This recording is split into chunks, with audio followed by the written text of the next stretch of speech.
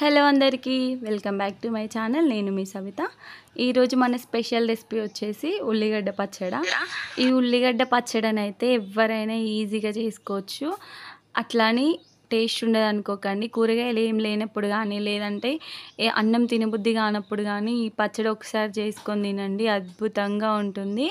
ఈ పచ్చడి అయితే వేడి వేడి అన్నంలోకి కానీ, ఇడ్లీలోకి కానీ, దోశలోకి కానీ, చపాతీలోకి కానీ పర్ఫెక్ట్గా సెట్ అవుతుంది. దేనిలోకైనా చేసుకోవడం కూడా చాలా సింపుల్. దీనికోసం అయితే ముందుగా ఒక 4 ఉల్లిగడ్డలను తీసుకొని ఇట్లా పెద్ద ముక్కలుగా కట్ చేసి అయితే తీసుకోవాలి.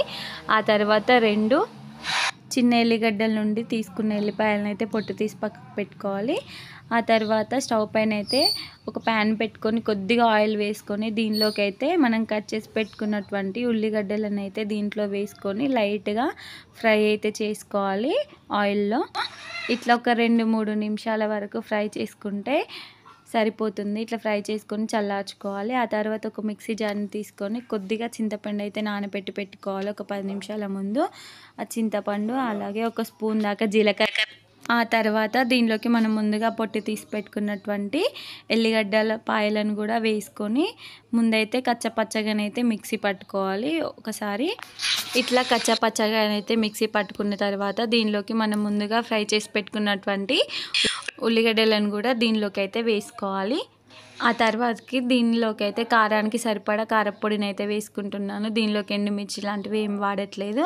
సో 2 స్పూన్ల దాకా కారాన్ని వేసుకోవాలి. మంచి స్పైసీగా ఉంటుంది పచ్చడి అనేది. ఆ తర్వాత ఒక స్పూన్ ఉప్పు వేసుకొని ఇట్లా మరీ మెత్తగా కాకుండా మరీ బరకగా కాకుండా ఇట్లా మీడియంగా కొంచెం కచ్చపచ్చగా వచ్చేటట్టు అయితే మిక్సీ పట్టుకోవాలి. మధ్య మధ్యలో చిన్న చిన్నగా ఉల్లిపాయలు తగులుతూ అద్భుతంగా ఉంటుంది టేస్ట్ అనేది. ఇట్లా పట్టుకున్న తర్వాత దీనిలోకి అయితే ఇప్పుడు పోపు అయితే కంపల్సరీ వేసుకోవాలి.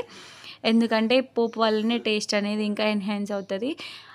దానికోసం అయితే గిన్నె పెట్టుకొని ఆయిల్ వేసుకొని ఆయిల్లో కొద్దిగా జీలకర్ర, కొద్దిగా శనగపప్పు వేసుకుంటున్నాను. మధ్య మధ్యలో పంటికి తగులుతూ బాగుంటుంది.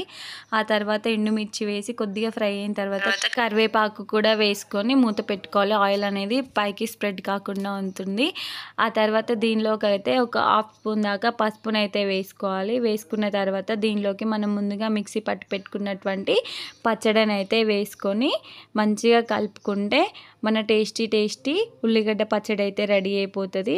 ఒక్కసారి ట్రై చేయండి, నా మాట విని. ఎంత బాగుంటుందో అన్నంలోకి అయితే అద్భుతంగా ఉంటుంది. ఎప్పుడైనా జ్వరం వచ్చి కానీ, జలుబు చేసి కానీ అన్నం తినబుద్ధి కానప్పుడు ఇట్లాంటి పచ్చడి చేసుకొని తినండి. చాలా సింపుల్గా చేసుకోవచ్చు, అలాగే అంతకంటే ఎక్కువ రుచిగానైతే ఉంటుంది. తప్పకుండా ట్రై చేయండి. అలాగే నా ఛానల్ని ఎవరైనా ఫస్ట్ టైం చూస్తున్నట్లయితే తప్పకుండా సబ్స్క్రైబ్ అయితే చేసుకోండి. అట్లనే పక్కనే ఉన్న బెల్ ఐకాన్ అయితే క్లిక్ చేయండి. అప్పుడే నా వీడియో నోటిఫికేషన్స్ అనేవి మీకు వస్తాయి. ఇట్లాంటి రెసిపీస్ అయితే మన ఛానల్లో ఇంకా చాలానే ఉన్నాయి. సో చూడండి. అలాగే నన్ను ఇలాగనే సపోర్ట్ చేస్తారని కోరుకుంటున్నా. Thank you for watching. Bye bye.